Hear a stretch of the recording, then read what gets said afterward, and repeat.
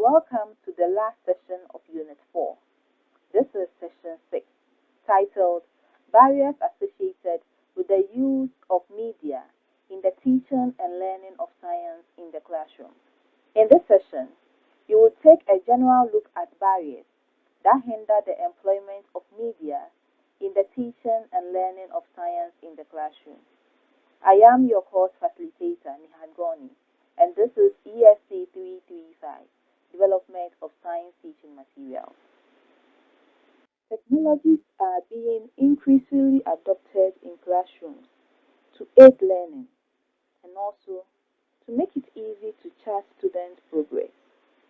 In the classrooms, students are assigned laptops or tablets to carry out in-class exercises, lessons, and projects.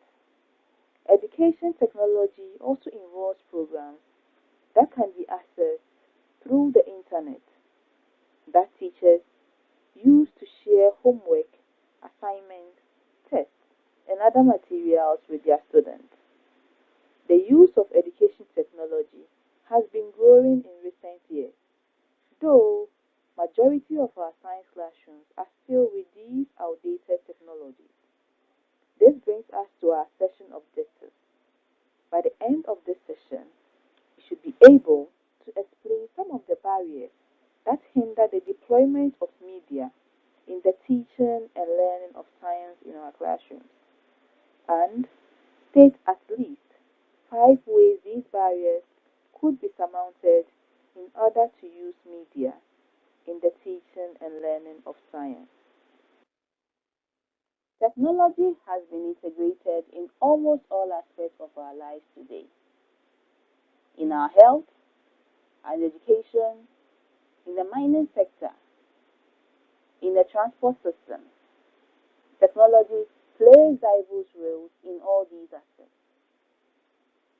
But there is a lack in technology in our classrooms, in some districts and some schools. Why so? Some of the largest barriers to the adoption of educational technology is what we are going to discuss here. The first barrier we want to consider is cost. Cost is the largest obstacle to the adoption of educational technology. Many technologies are just too costly to be procured. We all know that cutting-edge technology often requires a significant investment. And with certain technologies becoming outmoded in a matter of years, it's no wonder that some schools under tight budgets are cautious about making such investments. These problems lead some schools to adopt classroom policies like bring your own device. This policy creates more problems. How? Let me give you for example. When students are asked to bring their own technological devices to schools, there is no guarantee that a teacher's online materials will work across their different devices. This continuous underfunding of schools at the state and national levels only makes the cost problem worse. The second problem we want to look at is lack of training. Schools must invest money and time into education technology initiatives to see positive results. Because even if teachers have access to the learning technology and have no proper training to harness these technologies, technological education will not be effective. Tech training is especially important for teachers because many of them are not digital natives. Thus, they didn't grow up with the technology at their fingertips like most of their students nowadays. So, new technology often have a steep learning curve. Let's look at our next barrier for the adoption of technology in classrooms. Resistance to adopting new technology. Lack of training and lack of familiarity with technology fuels this case of resistance to adopting new technology. Many teachers and administrators resist adopting new technologies in the classroom. You might understand it that These teachers are wary because of the time crunchedness, especially when they are lacking support from the school, department, or district. Also, some parents who think their kids are already overwhelmed with too much technology access may also represent barriers to technology adoption. Next, too much red tape. What is meant by this too much red tape? School districts don't make it easy for technological providers to develop and introduce new technologies in classrooms. They go through too much bureaucracy in securing permits or contracts to produce technologies for schools. For example, it takes too long for EduTech tool developers to have their contracts signed off from state policymakers, school board, chief information officers, school principals, and others before the tools are adopted. Frankly, this is not the most profitable way to do business.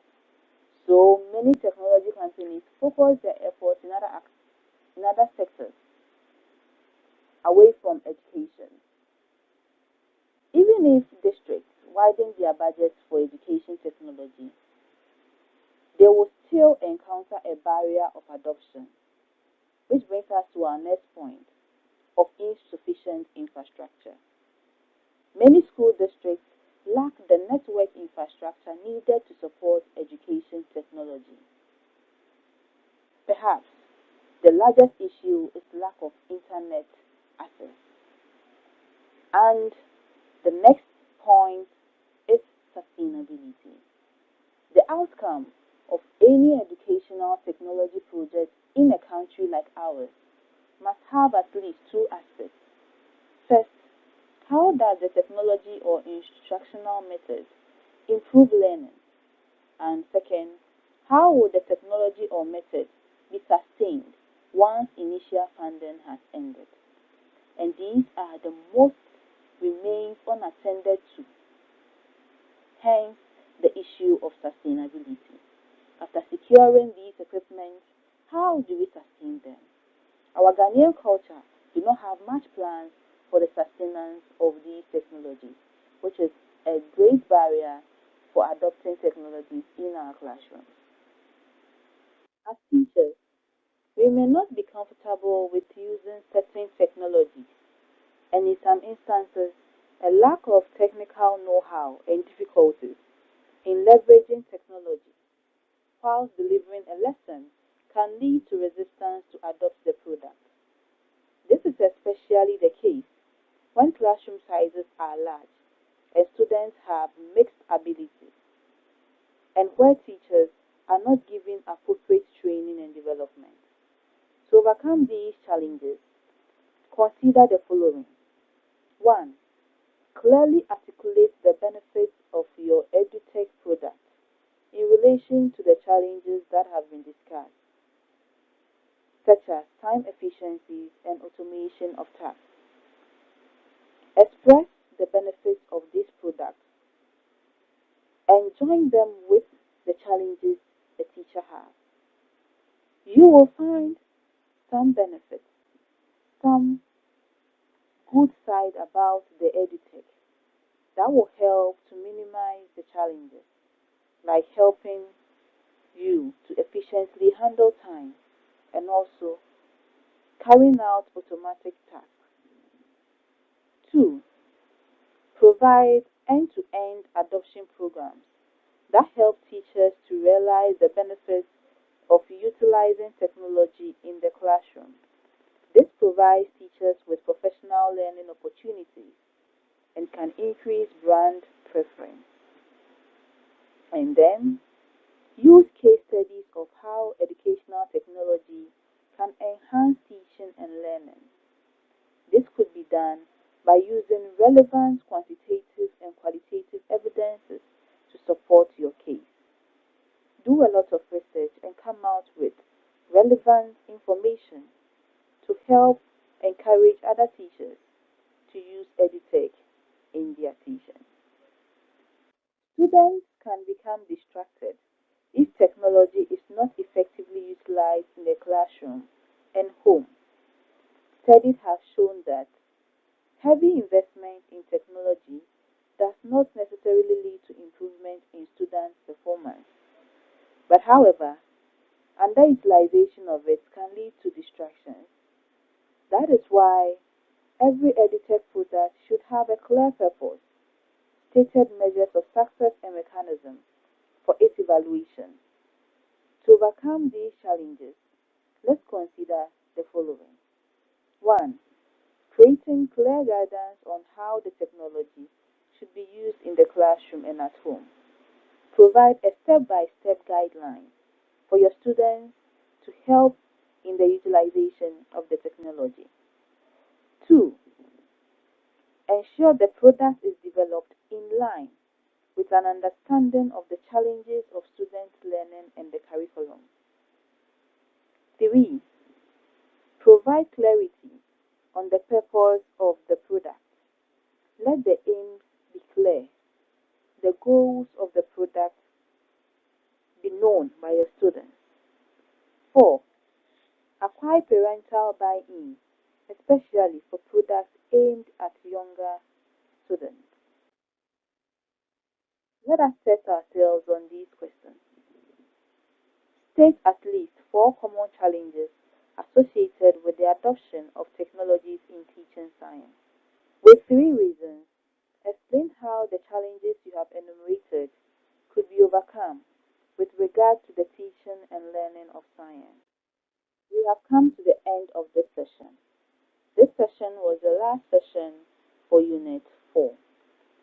In this session, we learned about the barriers that hinder the use of media in the teaching and learning of science in the classroom.